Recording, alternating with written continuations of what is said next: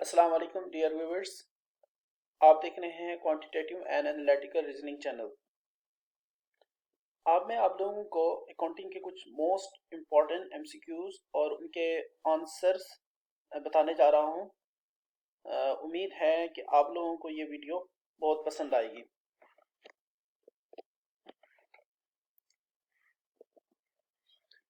हमारे पास सबसे पहला जो क्वेश्चन है वो ये है कि accounting is the language of.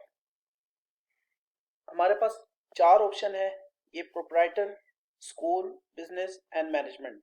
तो हम देखते हैं कि जो अकाउंटिंग किस चीज़ की लैंग्वेज है, तो ऑब्वियसली बिजनेस का लैंग्वेज है। तो हमारे पास जो ऑप्शन है वो पहला C, option number C is the right answer. हमारे पास सेकंड क्वेश्चन है, the art of recording, classifying and summarising is called journalising. Option number one. Option number two accounting, book keeping, recording. देखिए recording record keeping, book keeping और generalising, ये तमाम के तमाम accounting के अंदर शामिल होता है। जो अकाउंटिंग की अगर हम डेफिनेशन अगर हम देखें तो उसके डेफिनेशन ही यही है कि the art of recording and classifying and summarising. ठीक है, तो हमारे पास जो राइट आंसर होगा वो ऑप्शन नंबर बी होगा। तीसरा क्वेश्चन है, accounting which recognize an event as the transaction when cash is received or paid। हमारे पास दो किस्म के अकाउंटिंग बेसिस हैं। पहला हमारे पास कैश बेसिस अकाउंटिंग सिस्टम है, दूसरा हमारा एक्रूअल बेसिस अकाउंटिंग सिस्टम है। कैश बेसिस अकाउंटिंग में ये होता है कि जब तक आप कोई कैश रिसीव या पेमेंट नहीं करता तब तक आप ट्रांजैक्शन के रिकॉर्ड नहीं करते।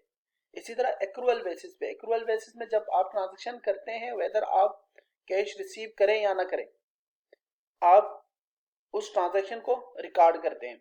तो इसमें क्वेश्चन क्या पूछा जा रहा है? क्वेश्चन ये पूछा जा रहा है कि जब आप कैश रिसीव या पेड करते हैं तो ट्रांजैक्शन की रिकॉग्नाइज करते हैं, कि ट्रांजैक्शन की रिकॉर्ड करते हैं, वो कौन सा सिस्टम है? तो ऑब्वियसली हमारे पास कैश बेसिस अकाउंटिंग सिस्टम है।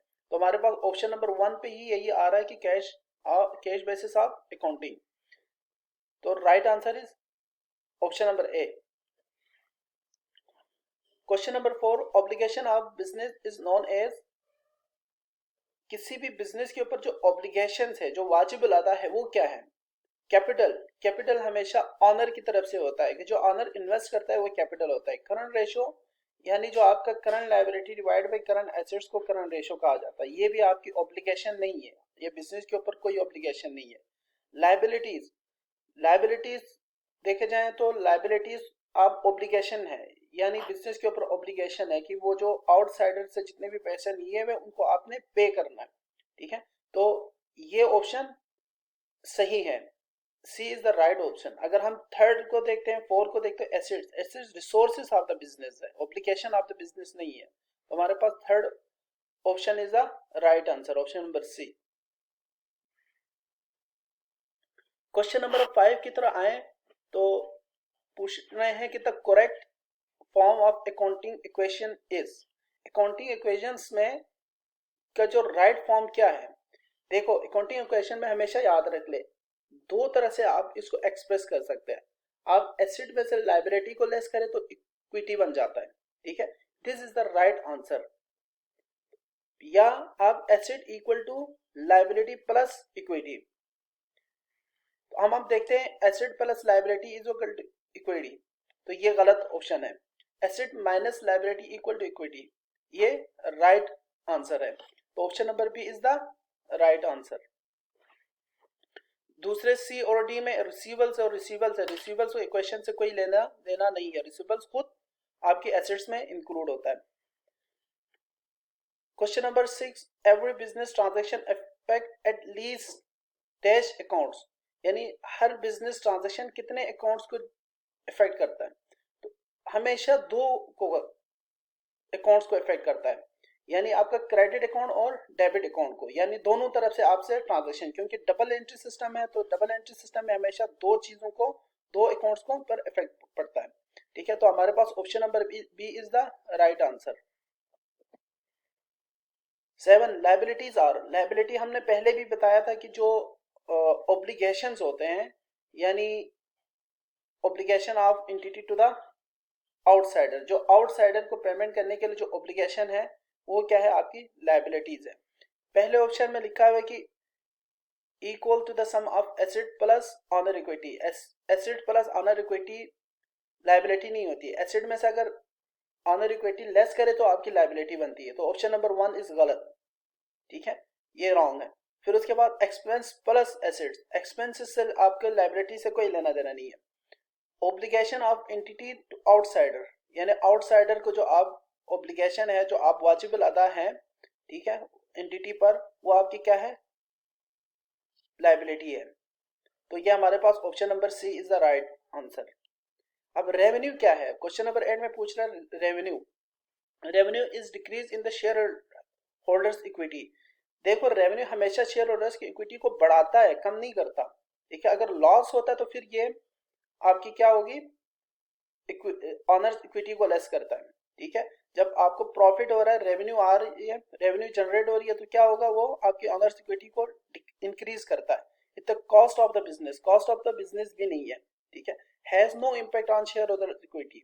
अगर कोई नो प्रॉफिट नो लॉस हो रहा तो फिर उसके बाद आपका इक्विटी के ऊपर कोई इम्पैक्ट नहीं पड़ता। लेकिन यहाँ पे रेवेन्यू है, इनकम आ रही है, तो फिर क्या होगी, इंक्रीज होगा। तो लास्ट ऑप्शन में क्या है, is an increase in the share holders equity. और शेयर होल्डर्स इक्विटी को बढ़ाने के लिए जो इम्पैक्ट पड़ता है उसको क्या है, रेवेन्यू कहते हैं। Balance sheet is always prepared. अच्छा, बैलेंस शीट कब बनाते हैं, बैलेंस शीट हमेशा जब भी एक स्पेसिफाइड टाइम होता है उस वक्त बनते हैं। ये मे भी आप इसको आप क्वार्टरली बेसिस पे बना सकते हैं, आप ईयरली बेसिस पे बना सकते हैं, आप सेमी ईयर एनुअल बना सकते हैं, ठीक है। इसकी कोई स्पेसिफाइड मतलब कोई एंडिंग ईयर के पर बनाने की कोई जरूरत नहीं है, मतलब हर स्पेसिफाइड टाइम पे आप बना सकते हैं। तो for the end of, option number 1 है फॉर द ईयर एंडेड, ठीक है। अब ईयर खत्म होने पर बना लेंगे, सही है, लेकिन सिर्फ ईयर के ऊपर स्पेसिफाई नहीं है, ठीक है। As on the specified date, यानी स्पेसिफाइड डेट पे हो सकता है, ये राइट ऑप्शन है। Mid of the year, mid of year भी बनाता है। अब मिड ऑफ ईयर को बना लेंगे तो फिर ईयर यहाँ से निकल जाएगा, ठीक है। नन ऑफ दिस, तो जो राइट ऑप्शन है वो B is the right answer. All of following are assets except, यानी तमाम एसेट्स हैं, इनमें से कौन सी चीज है कि जो एसेट नहीं है। प्रीपेड रेंट, प्रीपेड रेंट का मतलब ये होता है कि आप किसी को एडवांस में रेंट दे दिया, यानी ऑफिस बिल्डिंग के आपने रेंट दे दिया, वो आपकी एसेट्स बन जाती है, ठीक है। जब आप रेंट किसी को एडवांस में देता है और ईयर खत्म होने पर वो आपको प्रीपेड एक्सपेंसेस के नाम पे आपको एसेट में रिकॉर्ड करना पड़ता है बैलेंस शीट में। गुड्स भी आपकी इन्वेंट्री होती है, इन्वेंट्री हमेशा एसेट्स ही होता है। ये दो ऑप्शन एसेट्स है। अनअर्न इनकम का मतलब क्या है, थर्ड ऑप्शन पे अनअर्न इनकम लिखा हुआ है, ठीक है। थर्ड अनअर्न इनकम का मतलब ये होता है कि आप किसी से सर्विस, आप किसी को सर्विस दी है या गुड्स दी है, लेकिन अभी तक कोई पेमेंट नहीं आ रही, ठीक है, जो आपके पास अभी तक पहुंची नहीं है, वो इनकम क्या है, आपकी अनअर्न्ड इनकम है, वो एसेट्स नहीं है, ठीक है। आपको इनकम आ गई है लेकिन आप सर्विस प्रोवाइड नहीं की है, उसको कहते हैं अनअर्न्ड इनकम। ये आपकी एसेट्स, ये आपका एसेट्स नहीं है। तो option number C is the right answer. 11वां पे आ जाए, assets having physical existence is called. अब एसेट्स के मुख्तलिफ टाइप्स होते हैं कि जो फिजिकल एग्जिस्टेंस है, जिनको आप टच कर सकते हैं, जो फिजिकल एग्जिस्टेंस है वो टेंजिबल एसेट्स हैं, और जो फिजिकल एग्जिस्टेंस ना रखे वो आपकी इनटेंजिबल एसेट्स हैं, ठीक है। तो इसमें फिक्स एसेट्स भी है, टेंजिबल एसेट्स कहते हैं कि जो फिजिकल एग्जिस्टेंस होते हैं। तो option number B is the right answer. Question number 12, copyright, patents and the trademark are. जो कॉपीराइट्स है, पेटेंट्स है, ट्रेडमार्क्स है, लाइसेंसिंग है, ये सारे के सारे आपकी इनटेंजिबल एसेट्स हैं, ठीक है। मोनोग्राम वगैरह होता है कि जो दूसरे बंदे यूज करते हैं, लाइसेंसिंग आप देते हैं, वो इनटेंजिबल एसेट्स है। तो option number C is the right answer in question number 12।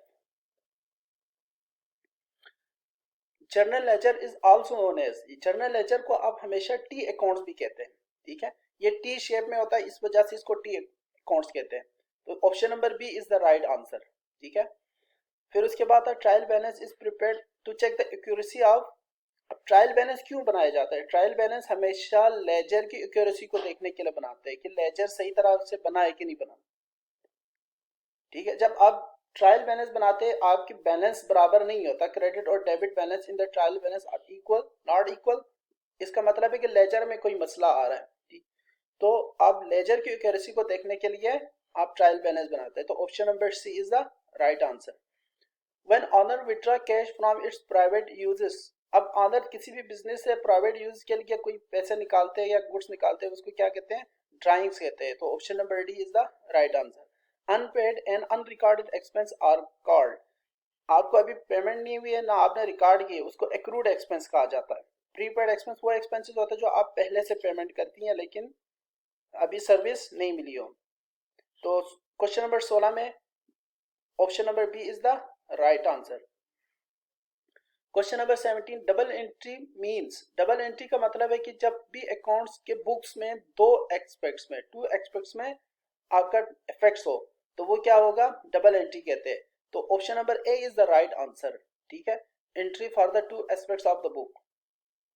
If the trial balance total do not agree the difference must be entered, अगर ट्रायल बैलेंस के जो क्रेडिट एंड डेबिट बैलेंस अगर बराबर ना हो और उनमें डिफरेंस आ जाता है तो क्या करेंगे, उसको सस्पेंस अकाउंट में डाला जाता है। तो question number 18 is the right answer. Ledger is a principal book in which, अब लेजर क्या है, जो प्रिंसिपल बुक्स है इन विच यानी ऑल अकाउंट्स आर केप्ट, यानी लेजर वो प्रिंसिपल बुक है जिसमें तमाम के तमाम अकाउंट्स आप रिकॉर्ड करते हैं। तो option number C is the right answer. Excess of debit side और credit side is called debit balance, simple सी बात है, डेबिट बैलेंस अगर ज्यादा हो तो उसको डेबिट बैलेंस ही कहते हैं, डेबिट साइड ज्यादा हो तो। Question number 21, the left hand side of account is referred to as, अब लेफ्ट साइड पे जो अकाउंट है उसको क्या कहते हैं लाजिमी बात है लेफ्ट साइड पे डेबिट बैलेंस डेबिट होता है, क्रेडिट हमेशा राइट साइड पे होता है। फुट नोट, इसमें ऑप्शन नंबर डी है फुट नोट। फुट नोट जो आप नीचे लिखते हैं, ठीक है, जैसे कि कोई भी लेटर लिखता है और लास्ट में जाके जो फुट नोट लिखते हैं उसको कहते हैं फुट नोट। तो इसमें क्वेश्चन नंबर 21 में option number B is the right answer. Question number 22, when a liability is reduced और decrease it is recorded on the, जब भी लायबिलिटी रिड्यूस हो जाए या इंक्रीज डिक्रीज हो जाए तो वो क्या करेंगे, अब लायबिलिटी रिड्यूस होता है हमेशा डेबिट साइड पे होता है, ठीक है, डेबिट साइड पे होता है, लेफ्ट और debit side of the account. ये थे हमारे कुछ मोस्ट इम्पॉर्टेंट एमसीक्यूज। इसके अलावा आप इन टॉपिक्स के बारे में को पढ़ें, इंशाल्लाह आप लोगों का टेस्ट बिल्कुल इजी होगा। हेड ऑफ अकाउंट्स है, एसिड्स है और इन टाइप्स है, मुख्तलिफ एसिड्स आ जाते हैं, एसिड के टाइप्स है, फिक्स एसिड है, करंट एसिड्स है, टेंजिबल एसिड है, इनटेंजिबल एसिड्स है, इनके बारे में आप ज़रूर स्टडी करके जाएं। कैपिटल क्या होती है, लाइबिलिटी क्या है, एक्सपेंसेस क्या है, एक्सपेंसेस डायरेक्ट एक्सपेंस क्या है, इनडायरेक्ट एक्सपेंस क्या है, इनकम क्या होती है, ये सारी चीज़ें आप देख के जाएं। इसके अलावा क्लासिफिकेशन ऑफ अकाउंट्स है, जैसे कि इसमें classification of 3 type of accounts है, पर्सनल अकाउंट है, रियल अकाउंट है, नॉमिनल अकाउंट है। पर्सनल अकाउंट में वो तमाम अकाउंट्स है कि जो पर्सन से रिलेटेड है, यानी कंपनी पर्सन डेटर से है, क्रेडिटर के सारे अकाउंट्स क्या होता है वो पर्सनल अकाउंट आ जाता है। रियल अकाउंट वो अकाउंट्स है जो आपको बैलेंस शीट में लेके जाने होते हैं, ठीक है। फॉर एग्जांपल आपकी कैपिटल है, एसेट्स है, बिल्डिंग है, इन्वेंट्री है, ये सारे के सारे रियल अकाउंट में आता है। नॉमिनल अकाउंट वो है कि जो प्रॉफिट एंड लॉस अकाउंट में आप लेके जाते हैं। प्रॉफिट और लॉस अकाउंट में आप तमाम किस्म के एक्सपेंस है, रेवेन्यू है, इनकम्स के जितने भी हेड्स है वो सारे के सारे आप नॉमिनल अकाउंट्स हो जाते हैं और नॉमिनल अकाउंट्स आप सिर्फ 1 साल में ख़त्म किया जाता है। इसके अलावा अकाउंटिंग प्रिंसिपल्स है, अकाउंटिंग मुख्तलिफ प्रिंसिपल है, कॉस्ट कॉन्सेप्ट है या रेवेन्यू कॉन्सेप्ट है, जनरल अकाउंटिंग कॉन्सेप्ट है, इस तरह के बहुत सारे प्रिंसिपल्स हैं, उनको भी आप ज़रूर देखें, इनमें से भी क्वेश्चन आ सकते हैं। चलें, थैंक यू।